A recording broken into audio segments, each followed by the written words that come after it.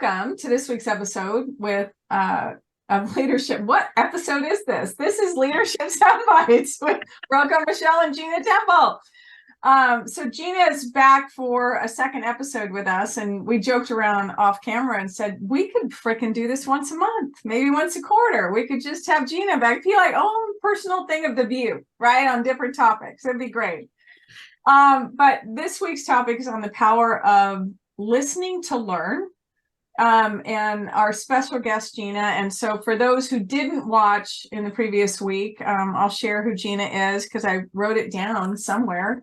Been in healthcare for over 30 years. She was and I'm going to do this from memory, apparently, CNO from other when I met you, CNO at a hospital at Sutter Auburn Faith. Then you became a COO for a statewide organization, and then a CEO over a hospital. I have had the pleasure, Roko, and had the pleasure of watching your journey from afar. Roko's been a little bit more closer to it than I have, and I'm just nothing short of impressed as I was before, and just your grace and humility and just approachability. None of that ever changed in you, Gina, and I so appreciate that. There's very few leaders that I can say that to. Trina White is another one, as I watched her go up and expand in the organization, and she's one of my favorite leaders of all time. So you're right up there with my faves.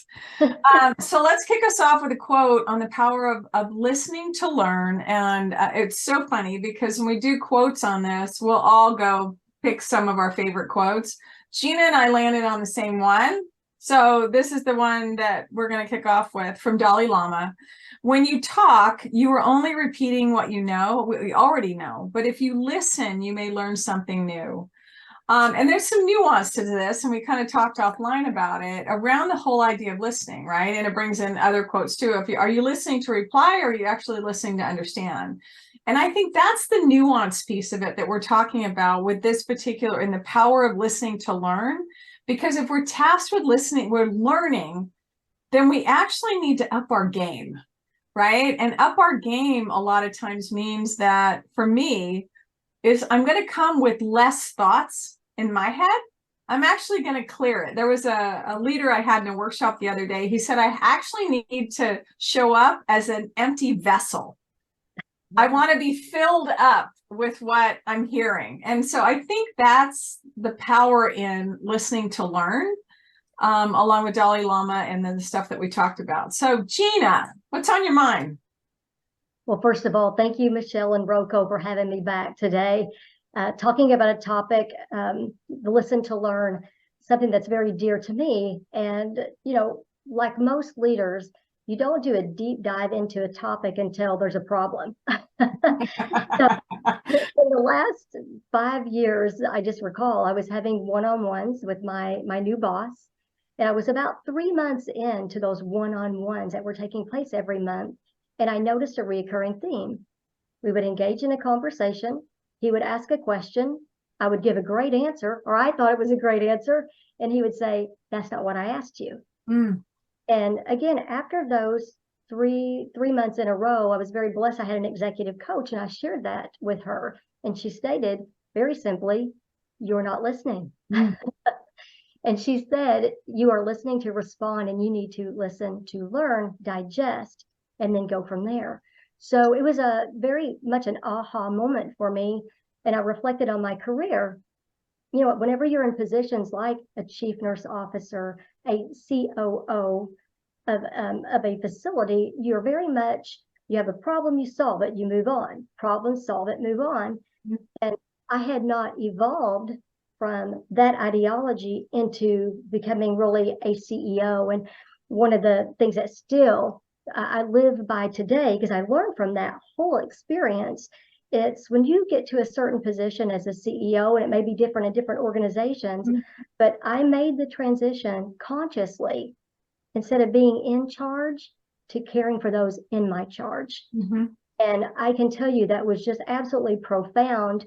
And with that, I really did a deep dive into learning how to become a better listener, which equated to being a better leader. I love it. I love it. Roko, what's on your I mind? know I have so many things to ask, so many questions to ask. But speaking of learning, I mean, we didn't do justice in all of who you are, Gina. I mean, when I first met Gina in her office at Sutter Auburn Fate, it was a wall of degrees because she just has this passion for learning. And so learning to listen is just another one of those moments of her passion to evolve and grow in her own leadership style. But for me, that listening to learn and that quote from Dalai Lama is coming with being curious, having the humility of believing that you have something to learn from that other person that you're engaging with. And I think your story was spot on, but I know you have many of them. So what are another story around some of the techniques, because it's not easy to change from a person who responds to a person who comes from a place of curiosity and that beginner's mind. So what are some of those techniques that you have used to build that muscle of listening or active listening? So, and again, I did what I always do. I just submerged myself into research, but also there has to be a healthy balance of common sense as well. So I do think it is a mindset that you have to put yourself in when you're going into meetings. So I would say, just again, that concept of when you're present, be present. I think it goes back to, I put some things on paper here, but just making You can read your paper. It's okay to read your paper. Read your paper. But I did. Be present in the moment. Have good eye contact. The nonverbal cues that you do, just acknowledging what someone has said. Asking open-ended questions. And a lot of times in nursing, we would say teach back, or different things like that. So that they heard you, you respect them in that conversation. Paraphrasing is another way to do that. Again, we talked about just listening to understand. And then last thing is, just really being able to read your audience. Want someone to listen? Are they asking for advice, or do you hold on that? So I do think that goes back to being present in the moment and really reading that person that's in front of you. But I've taken all of that and made sure that as I'm having my one-on-ones, I make sure that in my office, it's very distracting behind me. So I put that behind me and I make sure I have that direct eye contact with them and asking them questions on how I can support them, repeating what they've told me at the end of the meeting. All of that's very important. And one of the things that I also started to do, it's called skip meetings, which not only meeting with my direct reports, but that one layer under. So those folks that report to my direct reports, and I would do that twice a year. And I did it in a way that I wanted them to know that I really cared about them and I cared about what was important to them.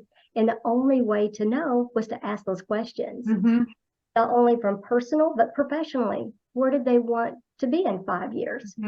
And it's not just rewarding. Well, I'll just tell you, it's very selfish because it was extremely rewarding for me to be able to have those engagement opportunities, but to help folks to get to that next position or whatever that looked like, or maybe get that next degree, but also to have that personal connection with those folks within the organization that were doing so much of the work that I was so incredibly grateful for.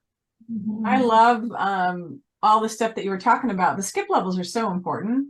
It's so important to your point too, is to set the intention around it, because depending on what org you're in and you do a skip level, you've got to let your direct reports know that you're doing it while you're doing it. It's not, you're not spying on them or anything else, but you're actually trying to get to know the team that reports to them, to provide more support, and them to get to know you a little bit better, right? It creates that open communication, the awareness of what people are up against in a way that you can't just get through, like the telephone game. So-and-so said so-and-so. No, I went right to so-and-so, and this is what they said. I think it's powerful stuff. I'm gonna do a quote because it came to mind for me when you were talking about presence and everything else, is you cannot truly listen to anyone and do anything else at the same time. So Roko and I, when we went through ICF and the coaching program, you learn about presence, you learn about being present. And to your point, I love your trick that you do that. When I have clients, if we're not on Zoom, before Zoom and COVID, I would literally have coaching calls over the phone. And I would turn away from my computer. I would go into a different room so that literally my whole focus is on what the other person is saying to me. So I love that. Roko, what's on your mind? Yeah, so just building on presence, right? I think when we first joined that class and we're learning about presence, I thought, you're here. I'm right in front of you. That's what presence is. And I'm presenting myself in an appreciative way or a kind way. No, that wasn't presence. That wasn't it. It was this concept of listening. What am I hearing and seeing and feeling from you showing up and having this engagement, this back and forth conversation with each other. And again, I know Michelle and I always go back to Margie Hagney because it was so transformative and, asking open-ended questions, but I was one of those people who responded, much like you, Gina. I always was locked and loaded with about 10 rapid fire questions to go and thought, man, I'm really good, right? It was all about what do I know, not necessarily what does the other person know. And that really helped me shift and be there for the person. And what I remember most when I first started working with you, you told me in your role as CNE, and it was a rural hospital, so you wore many hats, Mm-hmm. and you would start your one-on-ones with your leaders by asking them a simple question: who do you need me to be today for you in your one-on-ones? And that has always stuck with me. And from a presence perspective, understanding first who they need you to be in that moment, because you do wear multiple hats. It was the greatest gift and a demonstration of listening to learn, because you're pulling out of them something that you need to know more about. Well, thank you. Being a leader, it really is about those relationships. And, I really love the book by Covey, The Speed of Trust. And, at the end of the day, I always say all we have is our reputation. And that reputation is what helps to be the foundation for strong relationships or high trust relationships that are authentic.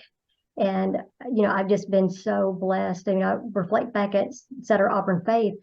I was successful with the team. We were successful, but my goodness, when I reflect back on the directors that I worked with, they were extraordinary, experienced, competent leaders. And, one may need me to be a sounding board if they were putting together some type of action plan. Someone else may need me to remove certain barriers that they were experienced that were, blocking the true optimization of results. So I do still keep that same principle. But to your point, if you don't ask the question, you don't know. And so I think life has to be about humble inquiry and about, constantly challenging yourself to be a better person, a better leader. And the way that we do that, I do believe, is through active listening. Mm-hmm. What's interesting, Gina, you say that, and the question that you brought up, Roko, and I wrote it down, who do you need me to be right now? Because I think it's powerful in a number of ways, because otherwise, Gina, what I heard you say is, in the roles that I was in before, I was the problem solver, right? I was the fixer, I'd remove or whatever.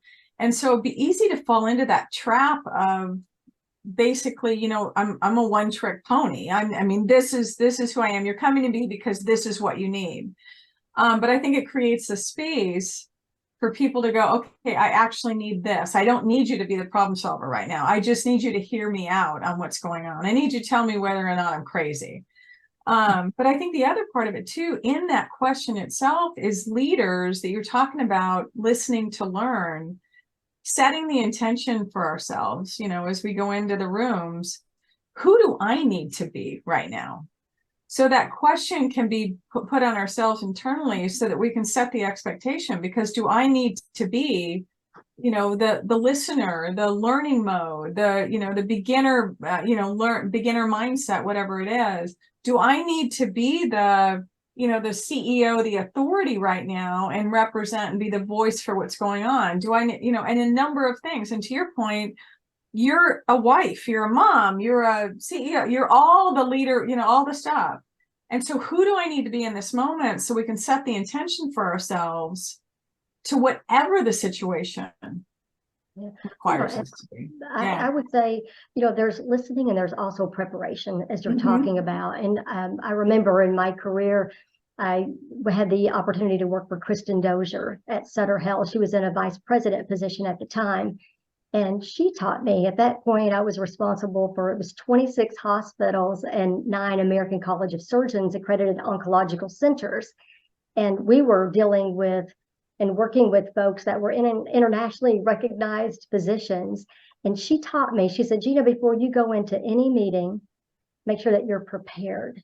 And she said, know what good looks like whenever you walk out. So that way, you know, if you're willing to accept A, B, or C, that's fine. But if they start to go to D, then that's whenever you're going to have to course correct. And so that was really important to me, to be prepared and to know what I was willing to give up. And that helps you. I believe that preparation helps you to be an extraordinarily better listener in those conversations, because you've done your homework, you're prepared. And again, you're extraordinarily effective as well as a result of that. So I'm gonna shift shift a little bit. When we talked about in the beginning with the Dalai Lama and being curious and coming from that beginner's mind, I want you to share how you come with that beginner's mind, because again, as you progress in your career, right, you get there because you've delivered results, and you've had that responsibility to deliver those results, and then now all of a sudden your role is to be leader as coach and develop others. So how do you show up? What did you do to help build that muscle around coming with that beginner's mind and that curiosity? Sure. You know, one of the things that I've led with every time that I would move, again, being a military spouse, I've had the opportunity to work across this beautiful United States. And every time that I would go into a position, I would do really as a gap analysis. And I would ask, what does the organization need in me as far as the leader that I need to be for success? What are the goals that they're hitting and not hitting? That would help me, again, to prioritize myself, my work. And then it goes down to that cascading those goals down. And so all of that organizational alignment helped me to have ease. And I don't know if you guys have experienced this, but if I ever feel anxious in a position, typically it's because I don't have a plan, or it's not a real clear plan. And so that's where I give myself grace. Go slow to go fast. Know the organization when you go in. Create the plan, communicate the plan. And then last but not least, this is where the hearing, the listening comes in. Listen to folks. And you can do it via catchball, which I know Roko and I have engaged in before. You put plans together in groups, and then you ask those catchball questions. Did I miss anything? Do you have any recommendations for me? Those 2 questions. So that's another great way to listen and get feedback in group settings even. So I like that concept. Yeah. But I will tell you, Roko, I'm sorry I didn't answer all of your questions. No, you're fine. You're good. Because once you get all of that together, then that's where you can design every month's leader as coach. So what skill set do folks need that we can learn together on that journey that's going to help us really to optimize our results and performance and satisfaction? You had a follow-up comment, Roko? No, go ahead, Michelle. Are you sure? Okay, because my brain went to Gina, all the stuff that you're talking about, gap analysis and everything else. I'm going to go back to preparation that you landed on, because the thing that came to mind for me is if you're not prepared, right? If you don't have clarity around what good looks like, basically what your goal, the outcome, what you're willing to let go of, what are the non-negotiables, if you will, I think it would make it really freaking challenging to be in that space to listen to learn, because the quote about we can only do one thing at a time, essentially. So if you don't have all that stuff lined out, you're going to be playing with it in your head, right? So your anxious point and everything else. So you're not going to have room in your brain to actually listen to learn, because we're going to be listening to the plan, right? Because we're making it real time to kind of course correct. So I think that there's power in that, the preparation part, so that you do create the space to do the learning part. Yeah. Yeah. I agree. Go ahead. Go ahead, Gina. I would just say, one of the things that I teach leaders today is, again, give yourself grace. And sometimes leaders may feel pressured to give answers. Like you said, Michelle, I've been in situations before where you go into a meeting and it may be a gotcha, it may be unintentional even. Mm-hmm. And people will be like, what do you think? What are we going to do? And they'll hammer you. And I've just learned, absorb, grace, get comfortable with the silence. and it's okay to say, you know what, I want to reflect on this. I need to have some key stakeholder interviews. And then you establish a timeline to get back together. But to me, that is a sign of strong leadership. Whenever you're comfortable with yourself, you know yourself, and it's okay to ask for more time and just be transparent. Yeah. Hands down agree. Roko, what's on your brain? Oh my God, too much. Is there some little nugget that you want to share right now? Yeah. So I want to go back to open-ended questions and questioning assumptions.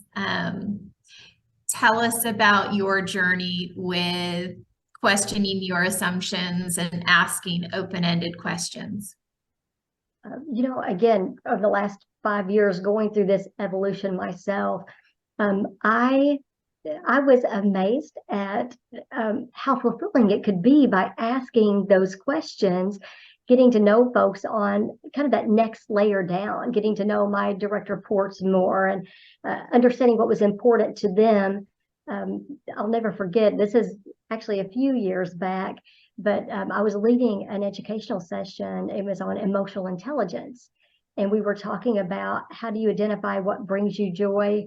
And at the end of the session, it was another kind of aha moment for me. I went around the room and I said, just if you're willing to share, tell me what brings you joy. And as a result of our coming together today, that you're going to do more of. And this nurse manager spoke up and she said, my daughter's in preschool and I've only picked her up from school one time this year. It gave me such joy.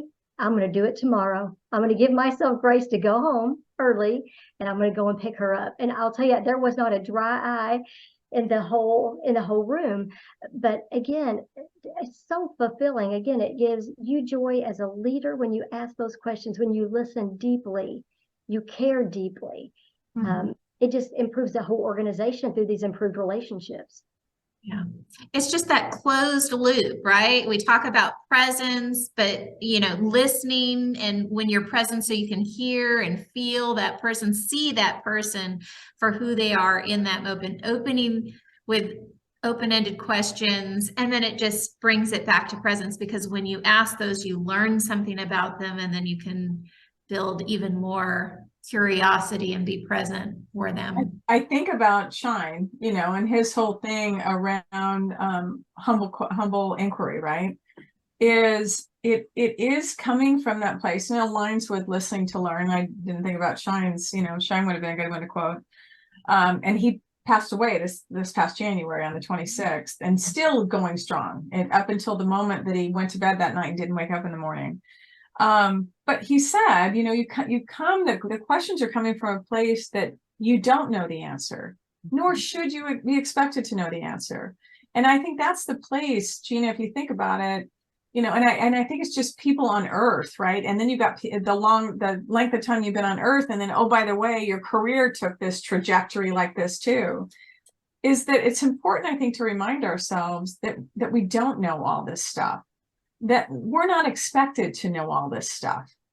And so that, to your point, Gina, we can give ourselves grace to go, you're still human. I mean, you've got the title, you've got the responsibility, you've got all this stuff, but you're still a person, at the beginning and the end of the day. It's not like you became this robot or, open AI and, you got all these answers, until September of 2021.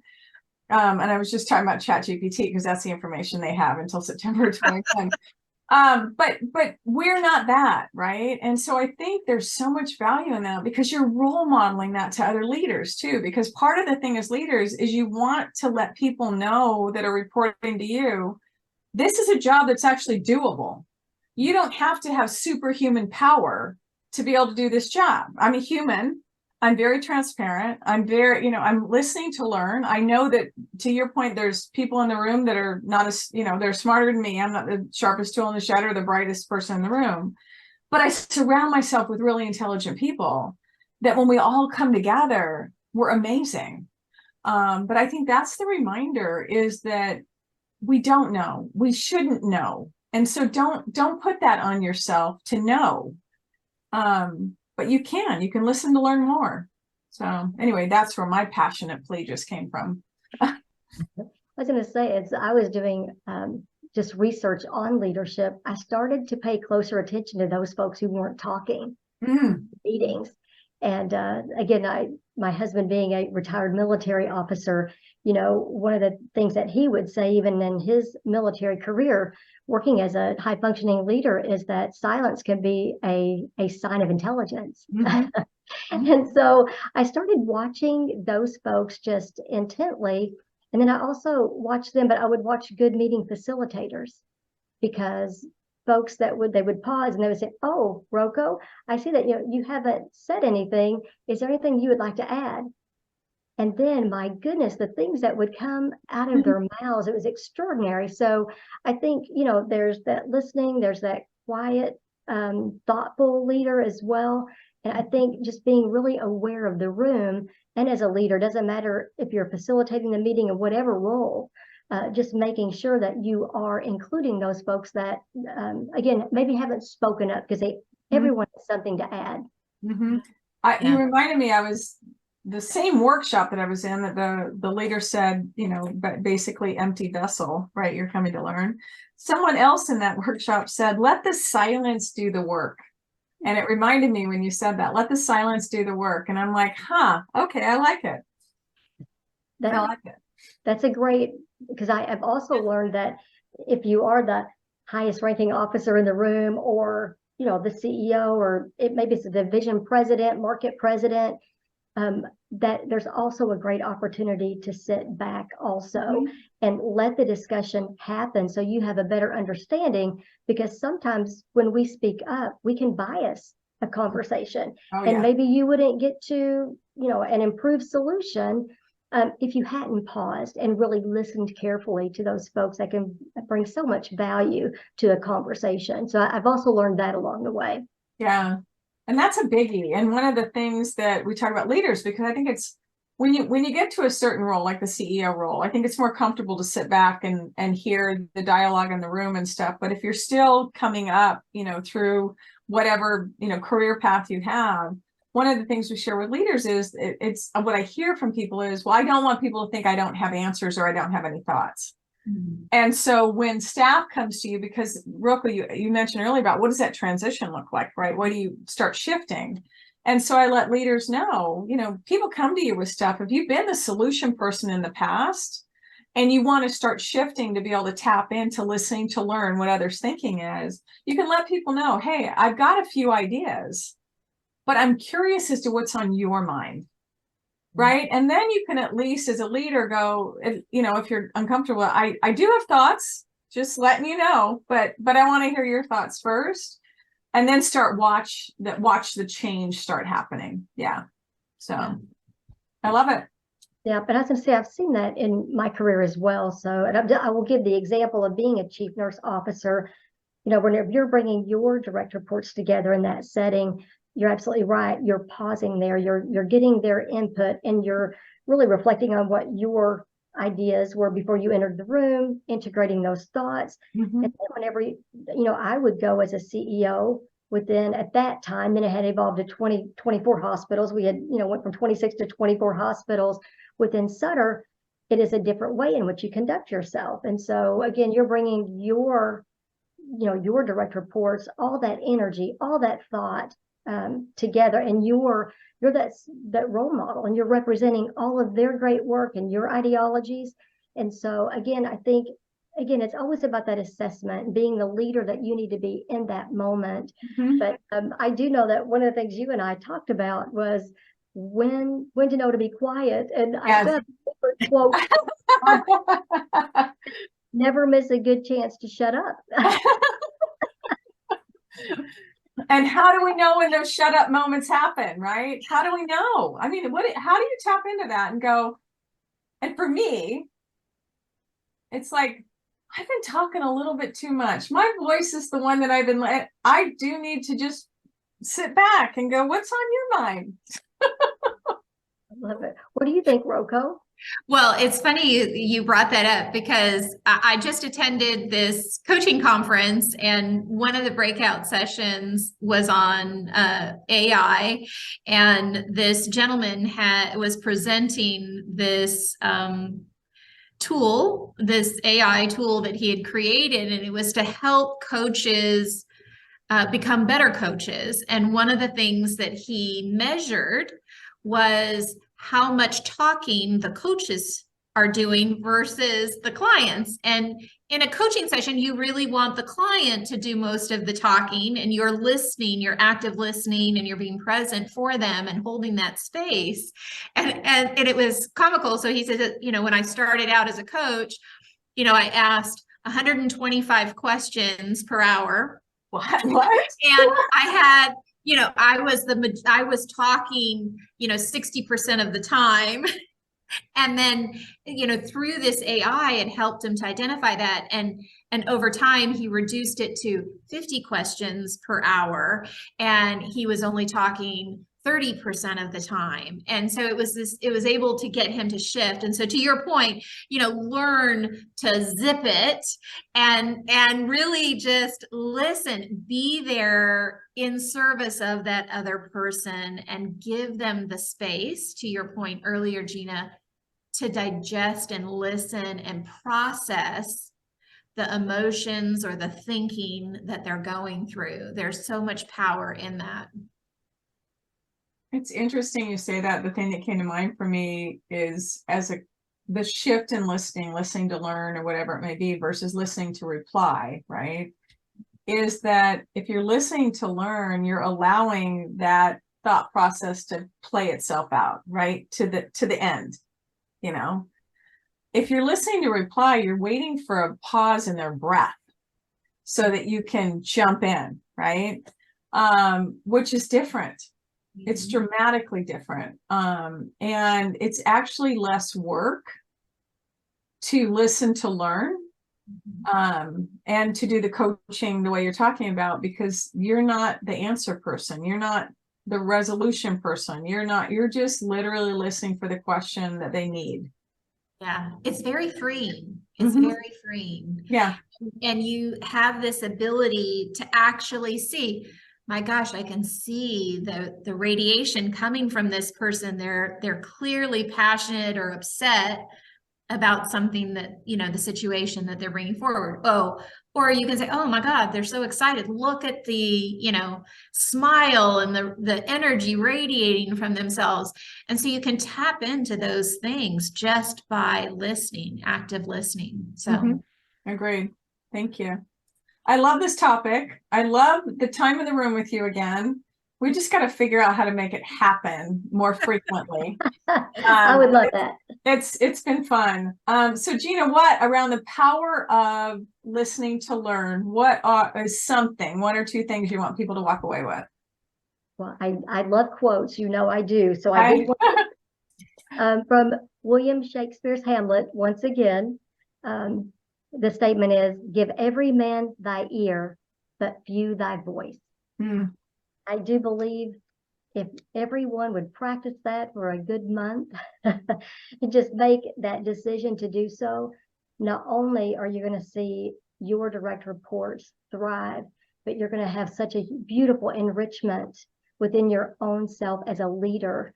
I can't tell you how much I've reflected on how much I have evolved as a leader after really focusing on listening to learn. And I've just seen so many benefits from it. It's just been a beautiful journey. Thank you. I appreciate that. Roko, what's on your mind? I think for me, the power is stop thinking, what question can I ask? And just give the space to hear and see the person in front of you, and the question will come.